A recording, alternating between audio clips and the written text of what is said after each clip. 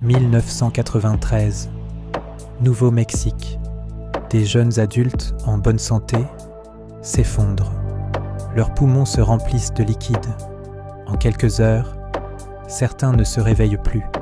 Ce n'est pas un film d'horreur, c'est réel. Et le coupable était invisible. Tout commence avec une souris, petite, silencieuse, mais dans son urine, ses excréments, sa salive, un virus attend. Quand vous nettoyez un grenier infesté, ces particules microscopiques s'envolent, vous les inhalez. Sans le savoir, vous venez de franchir une frontière biologique, mortelle. Dans vos poumons, le virus trouve sa cible. Il ne détruit pas, il détourne. Il s'insère dans vos cellules endothéliales et commence à se répliquer. En silence, pendant des semaines. Rien, juste une fatigue passagère. Le calme, avant l'apocalypse biologique. Puis, votre système immunitaire détecte l'intrus et il réagit violemment, trop violemment. C'est la tempête de cytokines. Vos propres défenses inondent vos poumons de molécules inflammatoires. Les vaisseaux cèdent, du liquide s'échappe. Vos poumons se noient de l'intérieur. Sarah, 25 ans, infirmière, se souvient. J'avais juste un peu de fièvre, puis, en 24 heures, je ne pouvais plus respirer. Les médecins ne comprenaient pas. Ils m'ont mise sous oxygène, puis en réanimation. J'ai survécu. Mais 3 de mes patients, non.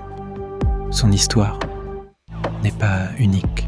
Face à cette épidémie mystérieuse, les scientifiques ont collaboré avec les communautés Navajo, qui connaissaient depuis longtemps les liens entre rongeurs et maladies. Ensemble, ils ont isolé le virus, lui ont donné un nom, sin nombre, sans nom, parce qu'il venait d'un monde invisible. Depuis 1996, plus de 800 cas aux États-Unis, près de 40% de mortalité. Mais l'impact va au-delà des chiffres, des familles endeuillées, des communautés rurales transformées. Ce virus a changé la façon dont nous nettoyons les espaces fermés, pour toujours. La bonne nouvelle, on sait comment se protéger. Avant de nettoyer un lieu infesté, aérer 30 minutes, porter un masque, humidifier les excréments avant de les ramasser, ne balayez jamais à sec. Ces gestes simples brisent la chaîne de transmission. La science a donné le pouvoir d'agir. Aujourd'hui, le changement climatique modifie l'habitat des rongeurs. Leur population augmente, les contacts avec les humains aussi. L'hantavirus n'est pas qu'une histoire du passé, c'est un rappel. Notre santé est liée à celle des écosystèmes. Comprendre ce virus, c'est se préparer à demain. La prochaine fois que vous nettoyez un grenier, souvenez-vous de Sarah et de tous ceux que l'hantavirus a touchés.